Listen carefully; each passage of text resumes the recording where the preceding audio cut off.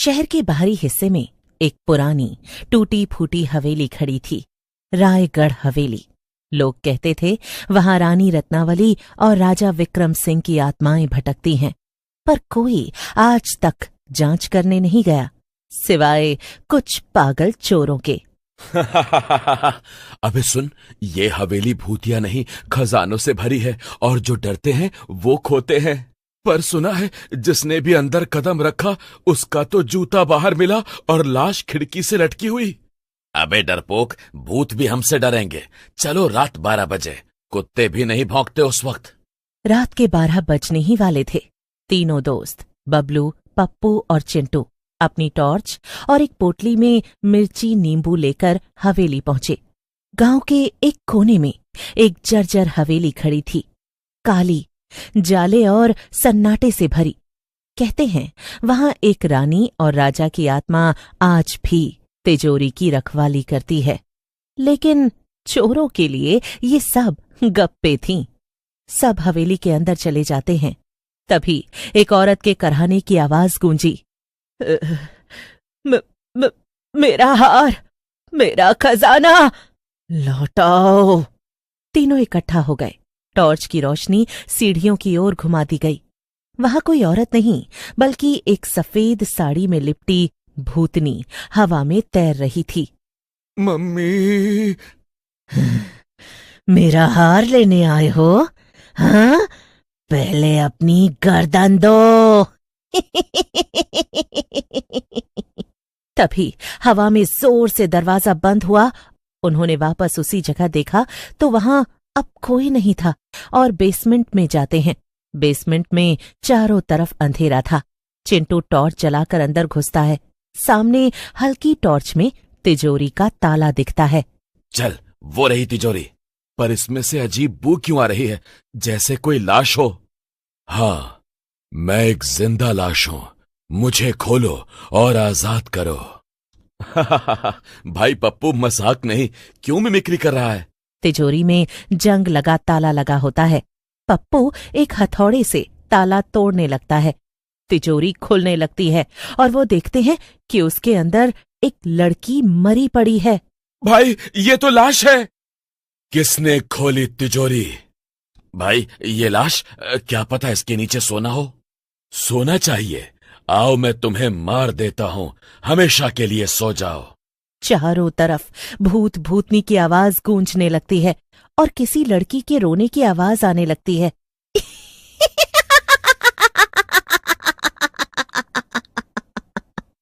तिजोरी हवा में उड़ने लगती है।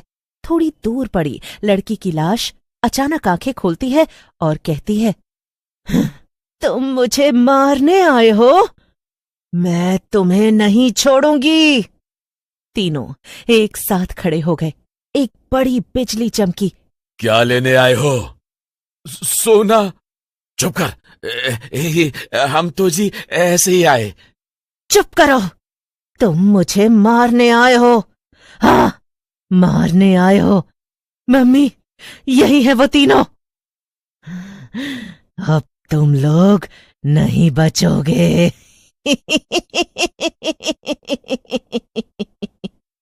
तीनों इधर उधर भागने लगे। तीनों भूत उन्हें इधर उधर ढूंढने लगते हैं। पिंटू डर के पीछे देखता है और गिरते पड़ते वहां से भाग जाता है। चिंटू टेरेस पर छुप छुप कर जाने लगता है। मेरे पास आओ, हाँ, हार दूंगी, सोने का हार, आओ। भूतनी रानी को देखकर चिंटू भागने लगता है। भूत रानी उसके पीछे पीछे हंसते हुए भागने लगती है। बबलू कांपता हुआ पीछे हटा। तभी हवा में से एक धुंधली सी आकृति उभरी।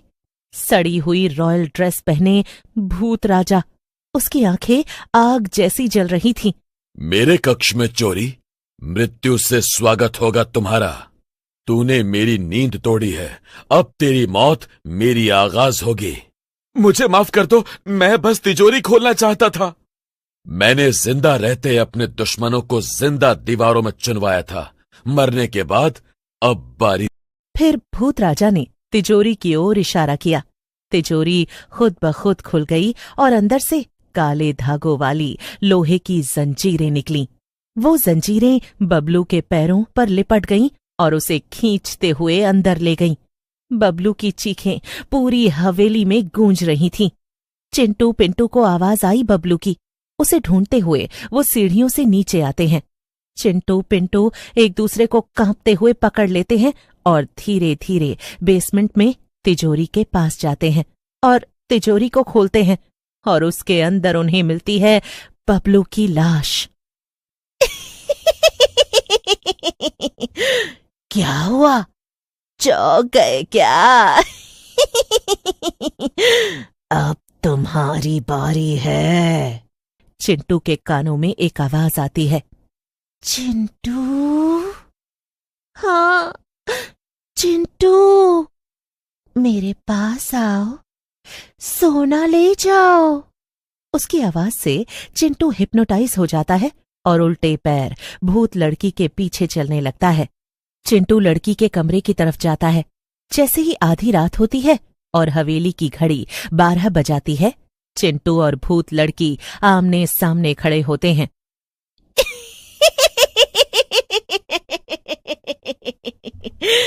अब तुम दोनों मेरी रियासत के नए बाशिंदे बनोगे।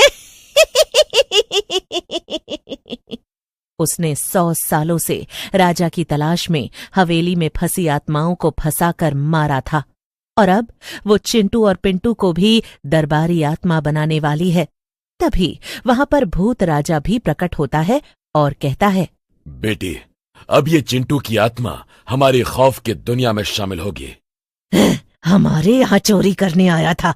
बोल, क्या चुराया यहाँ से? बता। तभी पिंटू को चिंटू की आवाज भी सुनाई देती है। इधर उधर देखने पर पिंटू को एक पुरानी, फटी और जली हुई किताब मिलती है। पिंटू उसे खोलता है। पिंटू उस किताब के पेज पलटकर पढ़ने लगता है। उस जादुई किताब में लिखी बातें अपने आप हवा में उभरने लगती हैं और वो शब्द आवाज बनकर पिंटू को सुनाई देने लगते हैं, जैसे वो किताब खुद अपने राज उसे बताना चाहती थी। राजा विक्रम सिंह एक क्रूर, शौकीन और घमंडी राजा था, जो सुंदर और मासूम लड़कियों को जबरदस्ती अपने महल में कैद कर लिया करता था। रानी चारुलता असल में कोई रानी नहीं थी। वो एक सामान्य गांव की लड़की थी, जिसे राजा ने जबरदस्ती अपनी रानी बनाया था। पर जब राजा ने उसकी छोटी बहन को भी महल में लाने की कोशिश की, तो चारुलता ने पूरे महल को आग लगा दी। राजा की मौत आग में हुई। रानी की एक बेटी थी, जिसे भूत बनने के बाद खुद राजा ने मार दिया था और तिजोरी में दफन कर दिया था। और अब वो तीनों भूत बन चुके हैं। जिसने भी राजा रानी की कहानी पूरी पढ़ ली, वही उन्हें हमेशा के लिए मुक्त कर सकता है।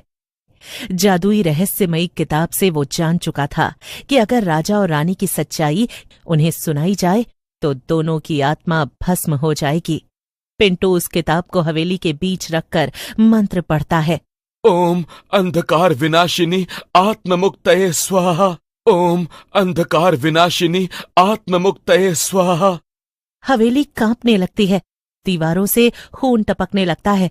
राजा की आत्मा चिंटू से अलग होकर जले हुए भूत में बदल जाती है। रानी आग की लपटों में बदलती हुई रोने लगती है और भूतिया राजकुमारी वापस से लाश बन जाती है और कुछ ही पलों में एक तेज विस्फोट होता है। राजा रानी की आत्मा राख बनकर उड़ जाती है। दोनों के पीछे हवेली खुद धीरे धीरे ढहने लगती है, मानो अपने पापों को दफन कर रही हो। और सुबह गांव वाले देखते हैं हवेली की जगह बस राख और टूटी मूर्तियां बची थीं।